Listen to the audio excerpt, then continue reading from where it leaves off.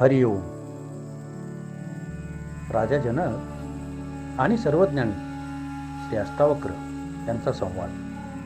अष्टावक्र गीता प्रस्तावना भाग 2.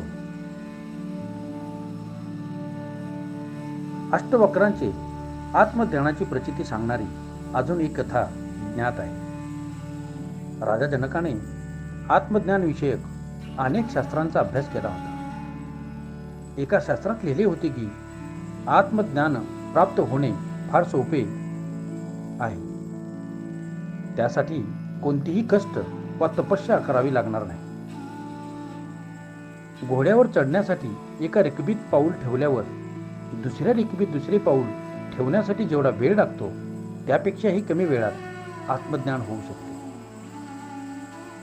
राजा जनक मुमुक्षु होते व त्यास आत्मज्ञानाची ओढ होती. राजाला या शास्त्रात वचनाची सत्यता परखण्याची इच्छा होती. वैज्ञानिक बुद्धीमुळे शास्त्राच्या सत्याचा अंधविश्वासाने स्वीकार करण्यापेक्षा प्रयोगाने सिद्ध करण्याचा त्याचा आग्रह होता. त्यासाठी त्याने देशातल्या मोठ्या मोठ्या विद्वानांना बोलावून हे शास्त्रवचन सिद्ध करण्यास सांगितले. सिद्ध करता येत नसल्यास हे वचन शास्त्रातून रद्द करावे असेही राजाचा आदेश होता. जे सर्व पुस्तकी पंडित होते. आत्मज्ञानाशी त्यांचा काही परिचय नव्हता. शास्त्रार्थ करण्यात ते पटाईत होते, कारण शास्त्राचे पुस्तकी ज्ञान त्यांना भरपूर होते. त्यामुळे आत्मज्ञान प्राप्तीचे हे रहस्यमय वचन सिद्ध करण्यास ते असमर्थ होते. ते म्हणाले, आम्ही फक्त पंडित आहोत. आत्मज्ञान काय असते, ते कसे प्राप्त करायचे हे आम्हाला माहीत नाही. राजाने सर्व पंडितांना तुरुंगात टाकण्याचा आदेश दिला. सर्व पंडित कैदी बनले. हे वृत्त अष्टवक्रास कळल्यावर तो स्वतः राजा जनकाकडे गेला व त्याचे आव्हान स्वीकारून तो म्हणाला, हे राजा जनक, शास्त्रात जे सांगितले आहे ते नक्कीच शक्य आहे. मी ते सिद्ध करतो. तू सर्व पंडितांना मुक्त कर व एक घोडा तयार करून माझ्यासोबत दूर चल. राजा जनकाने सर्व पंडितांना मुक्त केले व आपला घोडा तयार केला. अष्टवक्राने राजा जनकाला शहरापासून दूर अशा निर्जन ठिकाणी नेले व तेथे घोडा थांबवून राजा जनकाला घोड्याच्या रिकबीत एक पाऊल ठेवण्यास सांगितले. त्याप्रमाणे जनकाने केल्यावर अष्टवक्राने विचारले, तू शास्त्रात काय वाचलेस ते मला आता सांगू पाहू. राजाने क्षणार्धात आत्मज्ञान होण्याची गोष्ट सांगितली. अष्टवक्र म्हणाला, हे तर सत्य आहे, पण त्याच्या पुढे तू काय वाचलेस? जनक उत्तरला, असे ज्ञान होण्यासाठी पात्रता पाहिजे. अष्टवक्राने लगेच विचारले, तू ही अट पूर्ण केलीस? जर ही अट पूर्ण केली नाहीस तर आत्मज्ञान कसे होणार? राजा जनक क्षणभर चमकला, पण त्याला आत्मज्ञानाची तीव्र ओढ होती. वाटेल ती किंमत देऊन त्याला ते हवे होते. राजा ज्ञान आहे असे केवळ बुद्धीने मानून समाधानी होत नव्हता. त्याचा अनुभव घेण्यासाठी, साक्षात्कारासाठी तो तळमळत होता. ईश्वराला समक्ष पाहण्याची जनकाची इच्छा होती. अष्टवक्रासारखा गुरु मिळाल्यावर ही संधी गमावण्याची त्याची इच्छा नव्हती.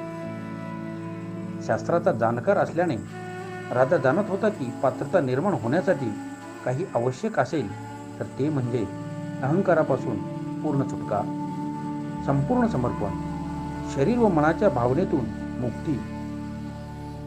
शास्त्र किंवा ज्ञान किंवा सर्व प्रकारच्या बाह्य उपाधीपासून स्वतःला मुक्त करणे होय. हीच पात्रता आहे. अहंकारामुळे आपण मुक्तीपासून दूर राहतो. अहंकार सुटताच अगदी तत्क्षणी व्यक्तीचा स्वतःच्या आत्म्याशी संपर्क स्थापित होतो. वेळ लागतो तो फक्त या साऱ्या बाबीप्रती आपली धारणा, आपली दृष्टी बदलण्यासाठी. जर दृष्टी परिवर्तन घडले तर सारे काही बदलून जाते. हे दृष्टी परिवर्तन होण्यासाठी बोध होणे जरुरीचे आहे. पण बोध होण्यासाठी साधना म्हणजे तपस्या आवश्यक आहे. राजा जनकाला हे सारे काही अष्टवक्राच्या सहवासात उमजले. तो आश्चर्यचकित झाला, लज्जित झाला, विलक्षण नम्र झाला. तत्काळ राजाने अष्टवक्रासमोर गुडघे टेकून हात जोडून स्वतःला समर्पित केले.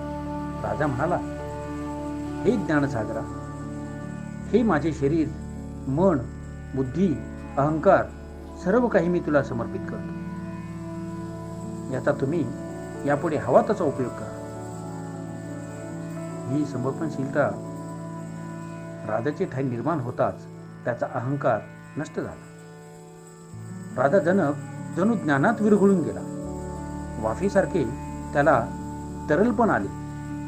स्थूल सृष्टीच्या जाणीवेतून बाहेर पडून त्याचा प्रवेश सूक्ष्म जगतात झाला. राजा जनकाचे ठाई पात्रता निर्माण होताच अष्टवक्राने आपले सारे ज्ञानमर्म त्या सुयोग्य पात्रात ओतले.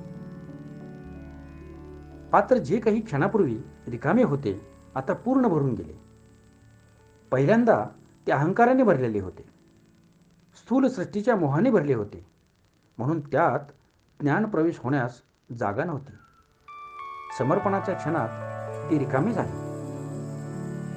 भरो होई सो रिताई, रितो होई भराई. जे अहंकार वासना यांनी भरले आहे ते आत्मज्ञानाने रिते आहे, व जे सांसारिक बाबीतून मुक्त रिक्त झाले ते आत्मज्ञानाने भरून जाते. पावसात खड्डे भरून जातात आणि पर्वत शिखरे कोरडी राहतात. आध्यात्मिक उपलब्धतेचे हेच अद्भुत व एकमेव रहस्य आहे. ह्या रिक्त अवस्थेत राजा जनकाला अष्टवक्राचे ज्ञान स्पर्श केला व जनकाला घोड्याच्या दुसऱ्या रेखीबीत पाऊल ठेवण्याच्या आत आत्मबोध झाला. एका क्षणात घटना घडली व राजा तत्क्षणी ध्यानस्थ होऊन त्याची समाधी लागली. घोड्याच्या दुसऱ्या रेखीबीत पाऊल ठेवण्याचेही भान त्यास राहिले. अष्टवक्र त्याच्या शेजारी पद्मासन घालून बसले. या प्रकारे 3 दिवस झाले. राज्यात राजाच नसल्याने गोंधळाचे वातावरण निर्माण झाले. ही अव्यवस्था पाहून काही मंत्री राजाचा शोध घेण्यासाठी निघाले. तेव्हा त्यांना दूरवर राजा एक पाय घोड्याच्या रेखीबीत ठेवून उभा असलेला व अष्टवक्र शेजारी बसलेला असे दृश्य दिसले. दोघेही मौन व शांत होते. एका मंत्र्याने राजाजवळ जाऊन विनंती केली, महाराज, 3 दिवस होऊन गेले. तुम्ही नसल्याने राजकार्यात अव्यवस्था निर्माण झाली आहे. आता आपण पुन्हा राजधानीत चालावे. त्यावर राजा जनक उत्तरला, आता मी राजधानीत कशाला येऊ? हे शरीर माझे नाही, मन माझे नाही. मी ते गुरुचरणावर समर्पित केले आहे. आता गुरुचा आदेश होईल तसे मी वागेन. अष्टवक्राने मनोमन जाणले की राजाला समाधी लाभ झाला आहे व आत्मबोध झाल्याने केवळ एक झटक्यात सारी बंधने सोडून राजा मुक्त झाला आहे. अराजक टाळण्याकरिता अष्टवक्राने राजाला राजधानीत परत जाऊन अनासक्त वृत्तीने राज्याच्या स्थिरतेसाठी कर्तव्य कर्म करण्याचा आदेश दिला. राजा जनकाला पाहता पाहता क्षणार्धात आत्मज्ञान प्राप्त झाले. ही घटना महत्वपूर्ण आहे, तद्वतच रहस्यमय आहे.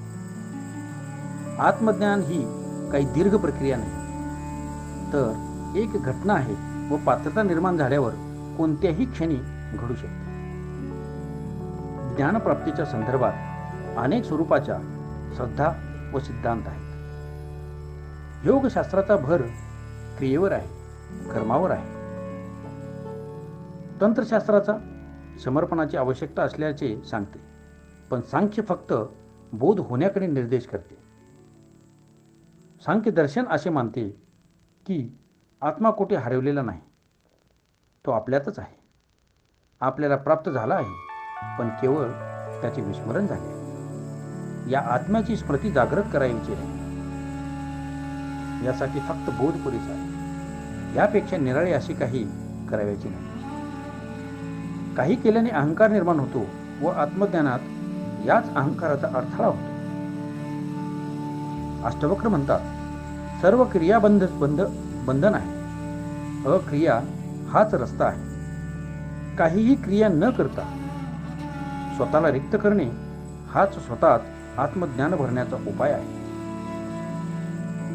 शंकराचार्य म्हणतात, मोक्ष योग्याने प्राप्त होत नाही किंवा सांख्य पद्धतीने प्राप्त होत नाही. मोक्ष कर्माने प्राप्त होत नाही किंवा विद्येने प्राप्त होत नाही. ब्रह्मा आणि आत्मा यांच्या एकतेचे ज्ञान, एकतेचा बोध झाल्याने मोक्ष प्राप्त होते. यापेक्षा निराळा व दुसरा रस्ता आहे. जे कृष्णमूर्तींचा सर्व विचार सांख्य विचार आहे. केवळ अक्रिया सांगणारा, केवळ विचारांचा. कर्म केल्याने संसार प्राप्त होतो, परंतु परमेश्वर प्राप्तीसाठी केवळ अंतःकरणात स्थान निर्माण करणे पुरेसे होते. परंतु हे सारे अक्रिया दर्शन प्रत्येक व्यक्तीसाठी उपयुक्त नाही.